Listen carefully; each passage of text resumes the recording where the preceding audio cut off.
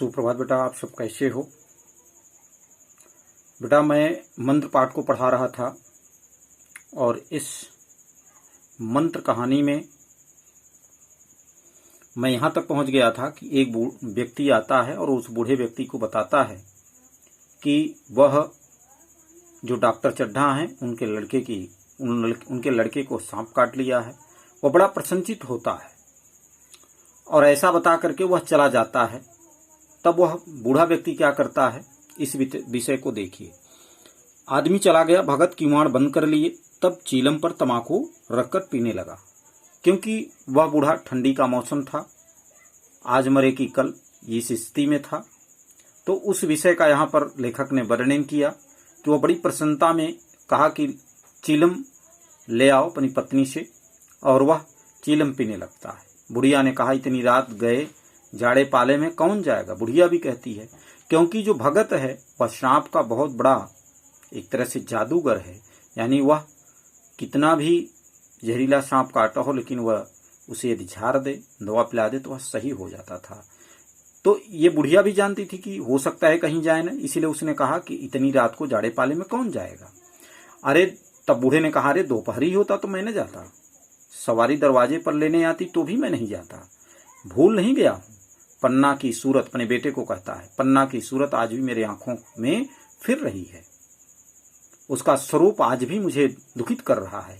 इसी निर्दयी ने उसे एक नजर देखा तक नहीं था और आज उसके सामने मैं जाऊंगा, उसकी रक्षा करने जाऊंगा, उसके पुत्र को देखने जाऊंगा।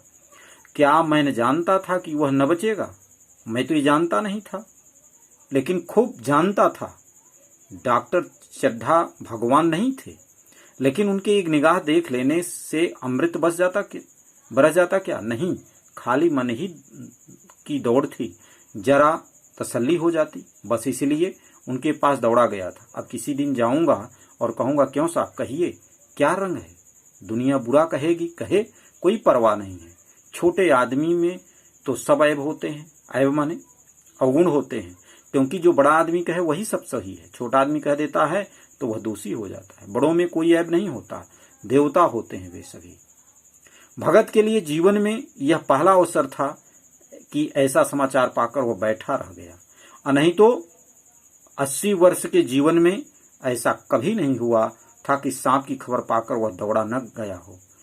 माघ हो, पूस हो कि अंधेरी रात हो, चैत बैसाख की धूप हो, लू हो, सावन भादों की चढ़ी हुई नदी हो, नाले हो, किसी भी उसने कभी परवाह न की। वह तुरंत घर से निकल पड़ता था और निस्वार्थ निष्काम भाव से जाकर के उन लोगों की सेवा करता था। लेकिन एक ऐसा अवसर आज है कि जब वह शांति पूर्वक बैठा हुआ है, लेन देन का कभी विचार नहीं करता, दिल में ही नहीं आया उसके। यह ऐसा काम ही न था। जान का मूल्य कौन दे सकता है? यह एक पुण्य कार्य था। सैकड़ों निराशों को उनके मंत्रों से जीवन दान दिया था, पर वह आज घर से एक कदम नहीं निकाल सका। यह खबर सुनकर सोने जा रहा है वह, यानी उसका मन इतना दुखित था कि वह उसका दर्शन तक नहीं करना चाहे, उसे देखना नहीं चाहता था। लेकिन देखिएगा अभी ममत्व इसका। बुढ़िया ने कहा, तमाकू अंगीठी के पास रखी हुई है, उसके भी आज 2.5 पैसे हो गए, देती ही न थी, अर्थात वह दे नहीं रही थी, लेकिन आज मैंने किसी तरह से ले आया। बुढ़िया यह कहकर लेट गई। बूढ़े ने कुप्पी बुझाई, कुप्पी माने दीपक, कुछ देर खड़ा रहा, फिर बैठ गया, अंत को लेट गया। अंतिम समय फिर वह लेट गया, पर यह खबर उसके हृदय पर क्या बन रही थी, बोझ की भांति रखी हुई थी। उसे मालूम हो रहा था कि उसकी कोई चीज खो गई है, जैसे सारे कपड़े गीले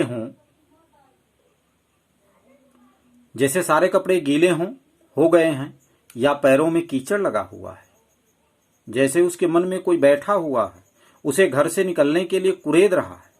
कुरेद माने उत्सुक कर रहा है, यानी वह कहना चाह रहे हैं कि अब देखिए एक मानवता कैसे उसके पीछे, उसके हृदय में छिपकर उसके सामने आ रही है। यानी यहाँ पर कवि ने मानवता और लेखक ने मानवता को उजागर करने की कोशिश की कि एक मानव जो होता है तो उसके अंदर मानवता छिपी है तो वह कभी स्थिर नहीं होता, वह उत्सुक होता है। सेवा करने के जो सेवा भाव है उसके अंदर, वह उसे कुरेद रहा है बार बार। उसके साथ इस तरह का डॉक्टर ने व्यवहार किया, लेकिन अब उसके हृदय में किस तरह का भाव आ रहा है। तो बेटा यहाँ पर वही चीज बताना चाह रहे हैं लेखक कि मनुष्य को अपनी मानवता को कभी नहीं भूलनी चाहिए। बुढ़िया जरा देर से खर्राटे लेने लगी, वह सोने लगी। बूढ़े बातें करते करते सोते हैं और जरा सा खटका होते ही जागते हैं, यानी स्वान निद्रा होती है। ये विद्यार्थियों को होने चाहिए लक्षण, लेकिन यह बूढ़ों को हो जाते हैं। जब भगत उठा, अपनी लकड़ी उठा ली और धीरे से किवाड़ खोली। अब उसका मन नहीं माना, वो अपना लकड़ी मैंने डंडा उठाया और धीरे से किवाड़ खोला। और जैसे किवाड़ खोला, बुढ़िया ने पूछा कहाँ जाते हो। वो सो नहीं रही थी, उसका भी मन दुखी था, उसका भी मन चिंतित था। कहीं नहीं, देखता हूं कितनी रात है। बूढ़े ने कुछ बहाना बनाया, अभी बहुत रात है, सो जाओ, नींद नहीं आती। यानी एक दूसरे से वार्तालाप करते हैं, वो भी दुखी है, वह भी चिंतित है, और वह भी दुखी है, वह भी चिंतित है। आगे देखिए होता क्या है। नींद काहे को आएगी, मन तो चड्ढा के घर पर लगा हुआ है ना, बुढ़िया ने कहा। चड्ढा ने मेरे साथ कौन सी नेकी कर दी है। बूढ़े ने उत्तर दिया, जो वहां जाऊं वह आकर पैरों पर पड़े तो भी न जाऊं, उठे तो तुम इसी इरादे से हो। बुढ़िया ने कहा, नहीं री, ऐसा पागल नहीं हूं कि जो मुझे कांटे बोए उसके लिए मैं फूल बोता फिरूं। ऐसा कैसे हो सकता है। बुढ़िया फिर सो गई। भगत ने किवाड़ लगा दिए और फिर आकर बैठा, पर उसके मन में कुछ ऐसी दशा थी, मन की कुछ ऐसी दशा थी जो बाजे की आवाज कान में पड़ते ही उपदेश सुनने वालों की होती है। कहा कि जैसे कोई उपदेश दिया जा रहा हो, कहीं पर अच्छी बात बताई जा रही हो और फिर उसकी आवाज आपके कानों तक पहुंचे और फिर वह व्यक्ति स्थिर रहे, ऐसा नहीं हो सकता। उसी तरह से उसकी बात उनके दिमाग में, मन मस्तिष्क में, उनके कानों में आवाज आ रही थी, सुन रहे थे। आंखें चाहे उपदेश की ओर हों, पर काम बाजे ही की ओर होते हैं। कान जो है वो बाजे की ओर होते हैं। दिल में भी बाजे की ध्वनि गूंजती रहती है। शर्म के मारे जगह से नहीं उठता। निर्दयी प्रतिघात का भाव भगत के लिए उपदेश था। यानी जो एक निर्दयता का जो प्रतिघात था, वह भाव भगत के लिए क्या था, एक उपदेश था। पर हृदय पर अभागे युवक की ओर था। जो हृदय पर भाव था वह उस अभागे युवक की ओर था जो इस समय मर रहा था। कि मतलब वो कहना क्या चाह रहा है लेखक, वो बताना चाह रहा है कि वह जो डॉक्टर चड्ढा है, जो निर्दयता का भाव रखा, कहा वह उपदेश की तरह था, लेकिन उसका हृदय उस अभागे युवक की ओर था जो इस समय मर रहा था, जिसके लिए एक पल का विलंब घातक हो सकता था। ऐसा उसके मन में वह भाव चल रहा था। इस तरह से वह दुखित होता। उसने फिर किवाड़ खोले और इतने धीरे से बुढ़िया की खोला, धीरे से कि बुढ़िया को खबर न हुई। बाहर निकल आया। उसी वक्त गांव का चौकीदार गश्त कर रहा था। बोला, कैसे उठे भगत, आज तो बड़ी सर्दी है, कहीं जा रहे हो क्या। उसने भी प्रश्न किया। भगत ने कहा, नहीं जी, जाऊंगा कहाँ, देखता था अभी कितनी रात है, भला कई बजे होंगे। अर्थात तो पूछता है कि अच्छा कितने बजे होंगे। चौकीदार बोला, 1 बजा होगा, और क्या। अभी थाने से आ रहा था तो डॉक्टर चड्ढा बाबू के बंगले पर भीड़ लगी हुई थी। उनके लड़के का हाल तो तुमने सुना होगा, कीड़े ने छू लिया है, चाहे मर भी गया हो, तुम चले जाओ तो शायद बच जाए। यानी उसने भी उसको कहा, उसने भी बताया, सुना है 10,000 देने को तैयार है। यानी उसे 10,000 भी मिलेगा जो उनके लड़के को बचा लेगा, ऐसा वह बताता है, न्यूज देता है, समाचार देता है। भगत, मैं तो न जाऊं। भगत ने कहा, मैं तो न जाऊं, चाहे वह 10 लाख भी दे। मुझे 10,000 या 10 लाख लेकर करना क्या है, कल मर जाऊंगा, फिर कौन भोगने वाला बैठा हुआ है यहां पर। यानी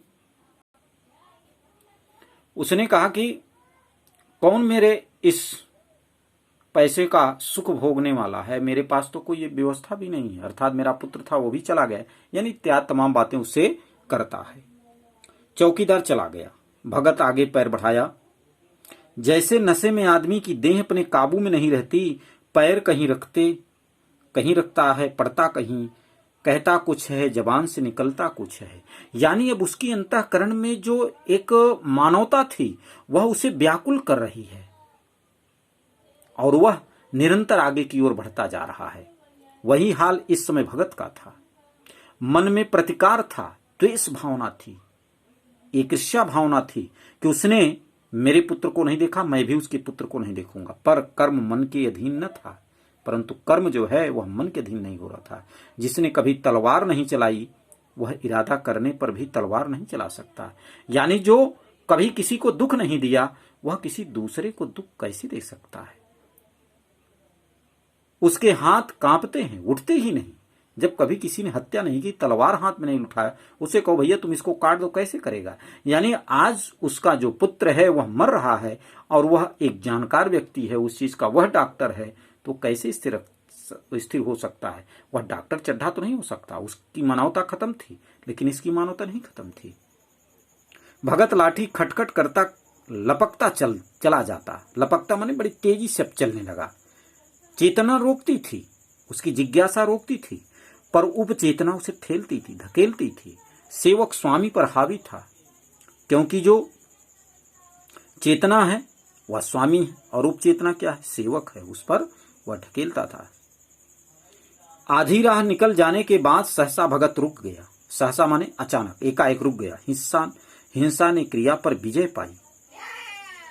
मैं यूं ही इतनी दूर चला आया, इस जाड़े पाले में मरने की मुझे क्या पड़ी थी। आराम से सोया क्यों नहीं, नींद न आई, नींद नहीं आती, सही न सही, 2-4 भजन ही गाता। यानी अब आधे रास्ते जाकर को फिर से विचार करने लगा। व्यर्थ इतनी दूर दौड़ाया, चड्ढा का लड़का रहे या मरे, मेरी बला से मेरे से कोई मतलब नहीं, ऐसा वो कहना चाह रहा है।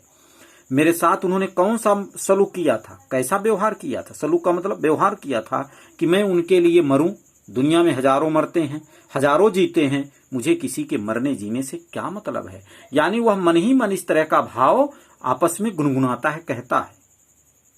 मगर उपचेतना ने अब एक दूसरा रूप धारण कर लिया। क्या? जो हिंसा से बहुत कुछ मिलता जुलता था, वह झाड़ फूंक करने नहीं जा रहा है। वह देखेगा कि लोग क्या कर रहे हैं। यानी उसके मन में आया कि चलो देखते ही हैं क्या कर रहे हैं लोग। डॉक्टर साहब का रोना पीटना देखेगा तो मुझे बड़ा सुख मिलेगा, मेरा हृदय ठंडा होगा। किस तरह पछाड़े खाते हैं, किस तरह से दुखित होते हैं, किस तरह से गिरते हैं। वह देखेगा कि बड़े लोग भी छोटों की ही भांति रोते हैं या सब्र भी कर जाते हैं। यानी यहाँ पर बेटा एक बताया कि छोटा बड़ा इस संसार में कोई नहीं होता है, ये सिर्फ मन के भाव हैं जो छोटे और बड़े होते हैं। मनुष्य विचार से ऊंचा होता है, महान होता है, कर्तव्य से महान होता है, धन से कोई महान नहीं होता है। वे लोग जो विद्वान होते हैं सब्र कर जाते होंगे। हिंसा भाव को यों धीरज देता हुआ वह फिर आगे बढ़ता है। वह बुद्धिमानों की तरह, विद्वानों की तरह अपने निरंतर कर्तव्य को करता जाता है। इतने में 2 आदमी आते दिखाई दिए। दोनों बातें करते चले आ रहे हैं। क्या? चड्ढा बाबू का घर उजड़ गया, वही तो एक लड़का था। वो सब भी इसी तरह की बातें कर रहे थे। अब आगे क्या कहता है भगत, इसको देखिए। इतने में 2 आदमी आते दिखाई दिए और दोनों क्या बात कर रहे थे कि चड्ढा बाबू का घर उजड़ गया, वही तो एक लड़का था। भगत के कान में यह आवाज पड़ी, उसकी चाल और तेज हो गई, क्योंकि उसको लगा करे कहीं खत्म तो नहीं हो गया। थकान के मारे पांव न उठते थे। सिरोभाग इतना बढ़ा जाता था, सिर का जो भाग था, वजन था, वो इतना बढ़ता जाता मानो अब मुंह के बल वह गिर पड़ेगा। यानी वह इतना थका हुआ था, बूढ़ा था, ठंडी थी, लेकिन अब वह निरंतर आगे तेजी से। ये है मानव का कर्तव्य, यही है मानवता। इस तरह कोई 10 मिनट चला होगा कि डॉक्टर साहब का बंगला नजर आया, बड़ा तेजी से गया। सोचिए, बिजली की बत्तियां जल रही थी मगर सन्नाटा छाया हुआ था। रोने पीटने की आवाज भी नहीं आती थी, क्योंकि सब रोते रोते थक चुके थे। भगत का कलेजा धक हो गया, धक करने लगा। कहीं मुझे बहुत देर तो नहीं हो गई, ऐसा वह मिर्चा दौड़ने लगा। अपनी उम्र में वह इतना तेज कभी नहीं दौड़ा। बस यही मालूम होता था मानो उसके पीछे मौत दौड़ा रही है। यानी बेटा वह बताना चाह रहा है लेखक कि देखिए मानवता कितनी तेजी से सक्रिय होती है। यदि आप दुराग्रही नहीं हैं, आप दुष्ट आचरण वाले नहीं हैं, आप सद्बुद्धि वाले हैं, विद्वान हैं, श्रेष्ठ हैं, आपके अंतःकरण में मानवता है, तो कभी भी आप पीछे नहीं हटेंगे, भले कोई कैसा भी अनुचित व्यवहार करता हो। यही मानवता होनी चाहिए, यही मानवता की परिभाषा है। 2 बज गए थे, मेहमान विदा हो गए थे, चले गए थे। रोने वालों में केवल आकाश के तारे रह गए थे और सभी रो रो कर थक गए थे। बड़ी उत्सुकता के साथ लोग रह रहकर आकाश की ओर देखते थे कि किस तरह सुबह हो और लाश गंगा की गोद में डाल दी जाए। सहसा भगत द्वार पर पहुंचकर आवाज दी, डॉक्टर साहब, समझे कोई मरीज आया होगा। उसने डॉक्टर साहब का तो एक ही था कि कोई मरीज आया होगा। किसी और दिन उन्होंने उस आदमी को दुत्कार दिया होता, मगर आज बाहर निकल आए। कोई और दिन होता तो तुरंत उसे बोल देते तुम यहां चले जाओ, लेकिन आज का ऐसा दिन है कि देखिए तुरंत बाहर आ गए। देखा एक बूढ़ा आदमी खड़ा है, कमर झुकी हुई है, पोपला मुंह करेंगे मतलब जिसके मुंह में दांत न हो, दांत विहीन मुंह वाला था। भौहें तक सफेद हो गई थी, यानी इतना जर्जर था। लकड़ी के सहारे कांप रहा था क्योंकि ठंडी रात थी। बड़ी नम्रता से बोले, क्या है भाई, आज देखिए भाव कैसा हो गया, आज तो हमारे ऊपर ऐसी मुसीबत पड़ी। अपने से कहने लगे, कुछ कहते नहीं बनता, फिर कभी आना, देख लेंगे। उनको लगा कि फिर इसको तबीयत इसकी खराब है, लेकिन उससे उनको क्या मालूम है। इधर 1 महीना तक शायद मैं किसी मरीज को न देख पाऊं, ऐसा उन्होंने कहा। भगत ने कहा, सुन चुका हूं बाबूजी, इसलिए आया हूं। भैया कहाँ है, जरा मुझे दिखा दीजिए। देखिए एक बूढ़े व्यक्ति की भावना को, एक मानवता की भावना को। भगवान बड़ा कारसाज है, मुर्दे को जिला सकता है। भगवान का जो कार्य है वो बड़ा अद्भुत है, बड़ा चमत्कारी है।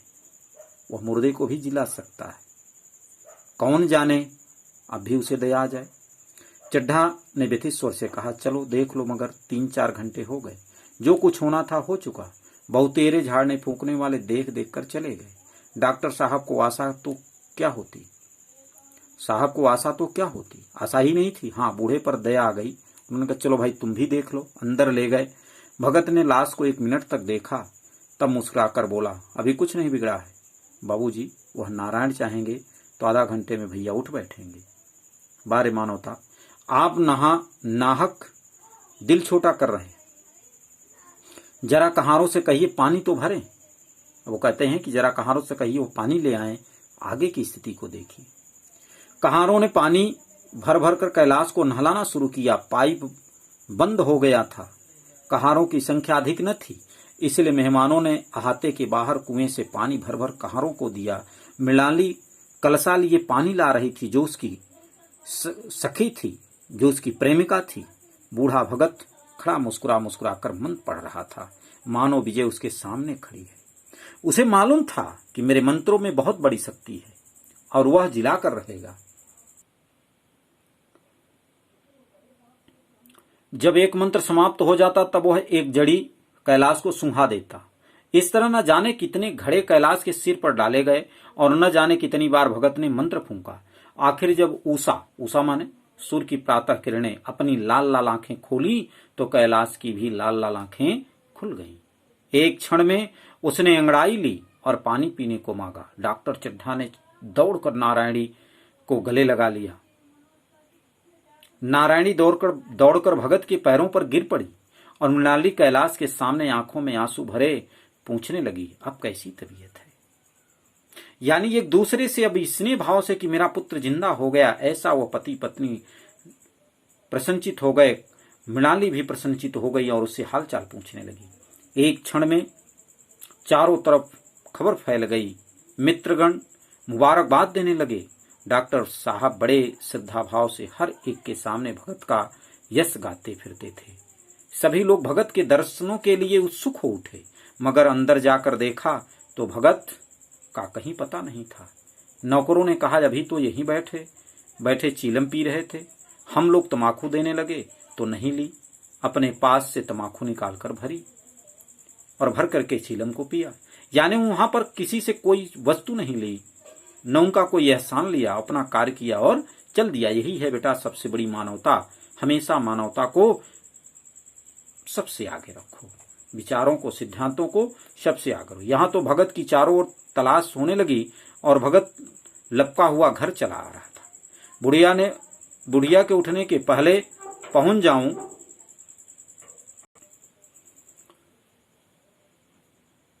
तो उन्होंने कहा कि यहां तो भगत चारों ओर तलाश होने लगी, लेकिन भगत वहां से लपका हुआ घर चला रहा था कि बुढ़िया के उठने से पहले पहुंच जाऊं।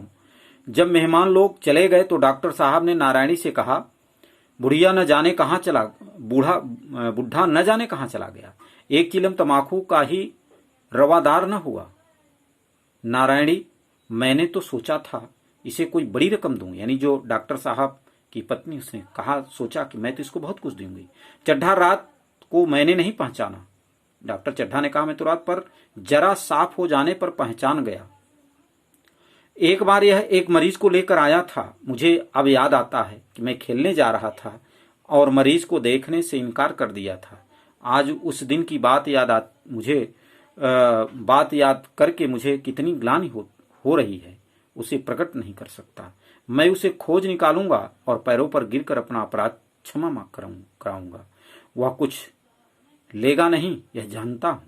उसका जन्म यश की वर्षा करने के लिए हुआ है। उसकी सज्जनता ने मुझे ऐसा आदर्श दिखा दिया है जो अब से जीवन पर्यंत मेरे सामने रहेगा। यानी बेटा, लेखक ने बताने की कोशिश किया पूरे पाठ में कि हमें अपनी मानवता को, अपनी सज्जनता को, अपने भाव को कभी नहीं भूलना चाहिए। यही है मानवता, यही है सज्जनता। क्योंकि लास्ट में देखिए, कोई कितना बड़ा हो, लेकिन यदि वह कर्तव्य निष्ठ नहीं है तो उसे एक न एक दिन झुकना पड़ता है, उसे शर्मिंदगी महसूस होती है, जैसा कि यह डॉक्टर चड्ढा को हुआ है। तो बेटा, आप भी अपने जीवन में कभी ऐसे कार्य को न करें कि जिससे आपको शर्मिंदगी महसूस हो, दुख का अनुभव हो, पश्चाताप हो। हमेशा अपने कर्तव्य को, अपने समय को सही सदुपयोग करें और निरंतर मानवता के भाव को रखते चलें। बेटा ठीक है, तो इस तरह से पाठ को आपने पढ़ा, भावार्थ को समझा, और फिर इसके बाद अभ्यास प्रश्न है। उन अभ्यास प्रश्नों को फिर हम आपको बताएंगे, समझाएंगे, और जहां कहीं दिक्कत होती है बेटा तो उसको आप कमेंट के माध्यम से हमें बता सकते हैं।